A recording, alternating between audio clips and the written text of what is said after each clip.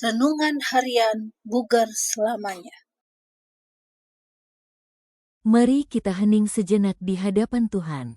Buka hati dan biarkan suaranya berbicara melalui firman yang hidup. Semoga renungan hari ini membawa terang, ketenangan, dan pengharapan bagi jiwa kita.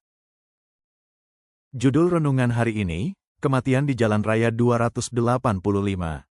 Allah itu bagi kita tempat perlindungan dan kekuatan, sebagai penolong dalam kesesakan sangat terbukti. Mazmur 46 ayat 2. Terry dan saya melambaikan tangan berpisah dengan keluarga di Michigan dan menuju ke barat dengan Chevy Nova 1970 kami untuk kuliah di Gunnison, Colorado. Menikah baru 1 minggu, kami bersemangat karena kami menantikan untuk menghadapi dunia bersama-sama, bersama anak kucing kecil kami, Small Free. Di timur laut Denver kami mendengar suara berisik dari bawah mobil. Terry berhenti dan memasang kembali pipa knalpot. Beberapa mil kemudian itu jatuh lagi. Saat itu hari sudah gelap, dan saya memohon pada Terry untuk berhenti dan menginap di motel.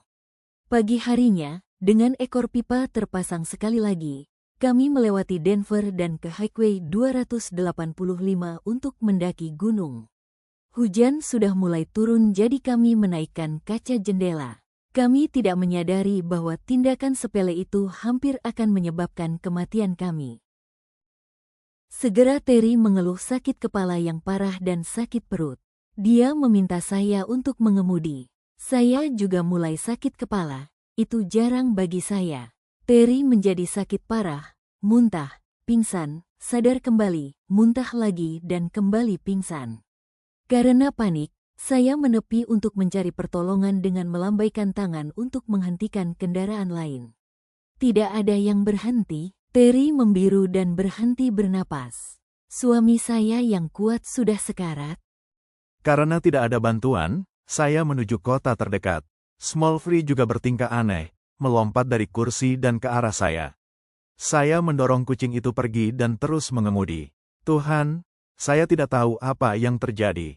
Selamatkan suami saya. Bantu saya menemukan seseorang yang dapat membantu kami. 1 jam kemudian saya berkendara ke sebuah pompa bensin di Buena Vista, hampir saja menabrak pompanya. Saya melompat keluar dari mobil dan berteriak kepada petugas. Suami saya sekarat di kursi depan. Saya tidak tahu apa yang terjadi pada kami. Seorang dokter dan istrinya, seorang perawat, yang sedang membayar bensin, langsung mengenali gejala keracunan karbon monoksida. Mereka membawa Terry ke dalam dan mulai mengisi oksigen. Butuh lebih dari 30 menit bagi Terry untuk merespons. Kemudian mereka memberi oksigen kepada saya dan Small Free. Keajaiban dari cerita ini adalah saya telah melewati 5 stasiun dalam perjalanan saya ke kota dan berhenti di satu-satunya tempat yang memiliki oksigen tersedia, dengan seorang dokter dan perawat yang sedang membayar bensin mereka tepat pada saat saya tiba. Keajaiban dari cerita ini adalah saya telah melewati 5 stasiun dalam perjalanan saya ke kota dan berhenti di satu-satunya tempat yang memiliki oksigen tersedia, dengan seorang dokter dan perawat yang sedang membayar bensin mereka tepat pada saat saya tiba. Keajaiban dari cerita ini adalah saya telah melewati 5 stasiun dalam perjalanan saya ke kota dan berhenti di satu-satunya tempat yang memiliki oksigen tersedia, dengan seorang dokter dan perawat yang sedang membayar bensin mereka tepat pada saat saya tiba. Iblis itu seperti gas beracun yang tidak berbau dan tidak berasa yang menempel ke sel darah merah, mencegahnya membawa oksigen ke tubuh, menyebabkan orang tertidur dan mati tanpa menyadari apa yang terjadi. Dia mencoba merencanakan kematian kita tanpa kita sadari. Jangan pernah lupa, apapun yang iblis lemparkan kepada Anda, Tuhanlah yang memegang kendali.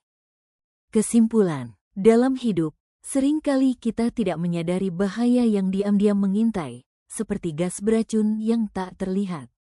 Iblis bekerja dengan cara yang sama, mencoba melemahkan iman kita secara perlahan, membuat kita kehilangan harapan tanpa sadar.